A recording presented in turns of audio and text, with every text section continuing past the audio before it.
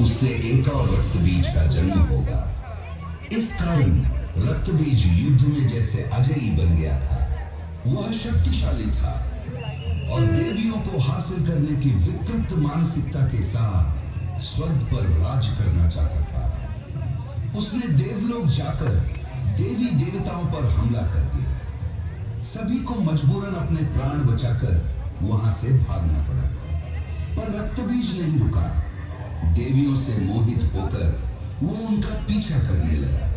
देवी देवता परेशान होकर कैलाश पर्वत पहुंच गए और देवी पार्वती को सब कुछ बताया। देवी पार्वती ने सभी को पीछे हटने को कहा और खुद रक्त बीज का सामना करने के लिए खड़ी हो गई। रक्त बीज ने जब कैलाश जाकर देवी पार्वती को देखा तो वो उन पर मुग्ध हो गया। देवी पार्वती ने उसे लौट जाने का आदेश दिया। रक्त बीज हंस पड़ा और देवी पार्वती की तरफ बढ़ने लगा। देवी ने सामने रखा शिवजी का त्रिशूल उठाया और रक्त बीज पर प्रहार कर दिया।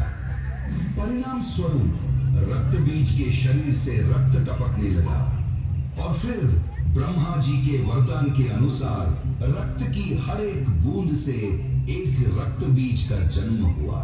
ये देखकर देवी कोपित हो उठी और सारे रक्त बीजों पर हमला कर दिया। इससे कई और रक्त बीजों का जन्म हो गया।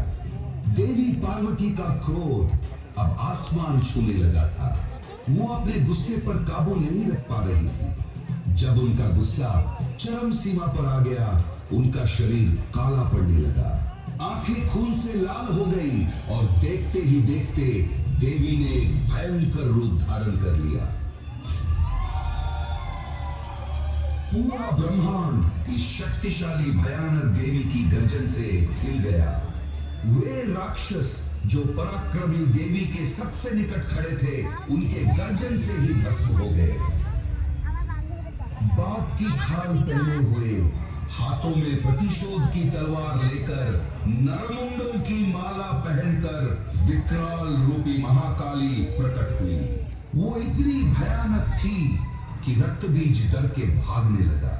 मां काली ने एक भयंकर गर्जन किया और रक्त बीज के पीछे दौड़ने लगी। काली मां ने शक्तिशाली प्रहार किया और वो एक एक करके असुरों को निर्मम तरीके से चीरने लगी। पर उससे और रक्त बीज पैदा होने लगे। प्रलय से क्रोधित मां काली, उनके क्रोध से सारा संसार जलने लगा।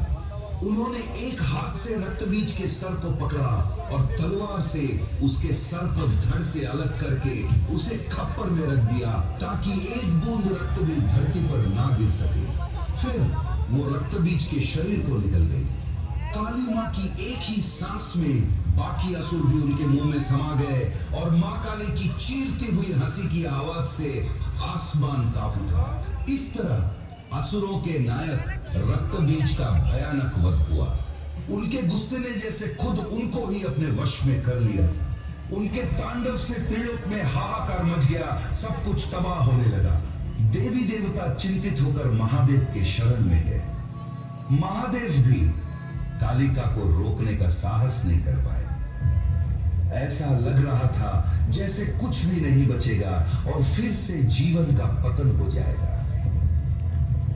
महादेव के पास अब देवी को रोकने का एक ही रास्ता था। वो काली मां के सामने एक शव की तरह लेट गए। देवी तांडव करते हुए आगे बढ़ रही थी कि अचानक उनका पैर महादेव के शरीर से टकराया और वो शिव जी के ऊपर खड़ी हो गई। जब उन्होंने नीचे देखा तब उन्हें एहसास हुआ कि जिन्हें वो अपने पैरों के नीचे कुचल रही थी, वो उनके पति साक्षात भगवान शिव जी थे। तब जाकर मां काली शांत हुई। इस प्रकार खत्म हुआ रक्त बीज का आतंक और मां काली का तांडव। मां काली के शरण में दीपावली के एक दिन पहले काली चौदस मनाई जाती है। इस दिन को काली पूजा होती है और इस दिन को नरक चतुर्दशी के नाम से भी जाना जाता है।